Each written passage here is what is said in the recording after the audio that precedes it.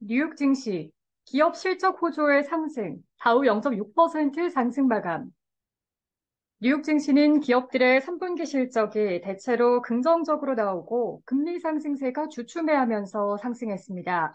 24일 뉴욕 증권거래소에서 다우존스 30 산업평균지수는 전장보다 204.97포인트, 0.62% 오른 33,141.38으로 거래를 마쳤습니다.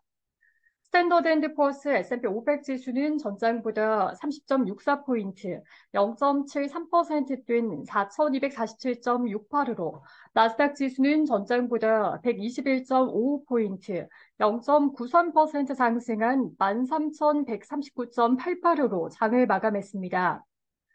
다우 지수는 5거래일 만에 올랐고 S&P 500 지수는 6거래일 만에 상승했습니다. 나스닥 지수는 이틀 연속 올랐습니다. 장기 국채금리의 상승세가 주춤해진 가운데 낙폭 과대에 따른 저가 매수세가 기업들의 실적 호조를 계기로 다시 살아나고 있습니다. 투자자들은 기업 실적과 미국의 국채금리 움직임 등을 주시했습니다. 이번 주에는 S&P 500 지수에 상장된 기업 중에서 150개가량의 기업이 실적을 발표할 예정입니다. 이번 주 기업들의 실적 발표가 대거 몰린 가운데 이날부터 대형 기술 기업의 실적이 본격 발표됩니다. 팩트셋 자료에 따르면 S&P 500 지수 상장 기업 중에서 23%가량이 실적을 발표했으며 이 중 77%가 예상치를 웃도는 실적을 발표했습니다. 이날 실적을 발표한 자동차 업체 제너럴 모터스 GM은 예상치를 웃도는 순이익과 매출을 발표했습니다. 그러나 9월 중순부터 시작된 파업에 따른 불확실성으로 연간 가이던스는 철회했습니다. GM의 주가는 2% 이상 하락했습니다. 항공 및 에너지 기업 제너럴 일렉트릭 GE는 예상치를 크게 웃돈 순이익과 매출을 발표해 주가는 6% 이상 상승했습니다. 코카콜라도 매출과 순이익이 예상치를 웃돌았다는 소식에 주가는 2% 이상 상승했습니다. 스포티파이는 순이익이 예상치를 웃돌았다는 소식에 주가는 10% 이상 상승했습니다. 항공우주 방산업체 RTX는 예상치를 웃돈 매출과 순이익이 발표해 주가는 7% 이상 올랐습니다. 이날 실적을 발표한 버라이즌과 3M도 각각 9%, 5% 이상 상승했습니다. 이날은 장 마감 후 구글의 모기업 알파벳과 마이크로소프트가 각각 실적을 발표했습니다. 알파벳은 분기순이익과 매출이 시장 예상치를 웃돌았으나 클라우드 매출이 예상치를 밑돌았다는 소식에 장 마감 후 5% 이상 하락 중입니다. 이날 정규장에서는 1% 이상 올랐습니다. 마이크로소프트도 분기 순이익과 매출이 예상치를 웃돌고 클라우드 매출도 예상치를 웃돌았다는 소식에 장 마감 후 4% 이상 오르고 있습니다. 이날 정규장에서는 0.4%가량 상승했습니다. 비트코인 가격이 전날 늦게 2022년 5월 이후 처음으로 3만 5천 달러를 돌파했다는 소식도 나왔습니다. 이 영향으로 가상화폐 거래소 코인베이스의 주가도 6% 이상 올랐습니다. 비트코인 가격은 현물 비트코인 상장지수 펀드 승인 기대감에 연일 오르고 있습니다.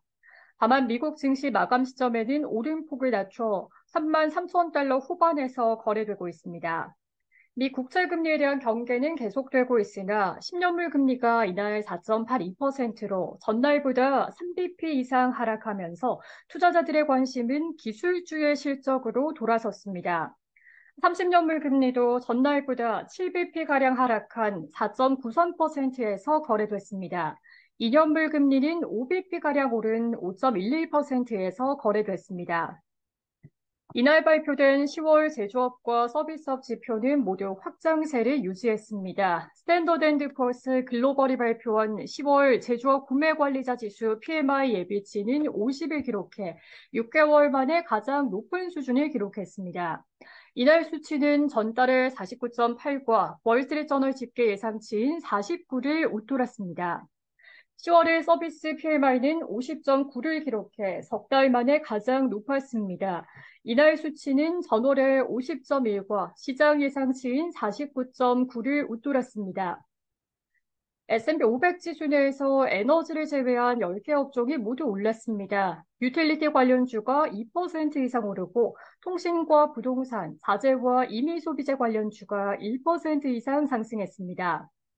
뉴욕 증시 전문가들은 주가가 랠리를 보이기 위해서는 국채 수익률도 하락해야 하지만 기업들의 실적도 뒷받침되어야 한다고 말했습니다.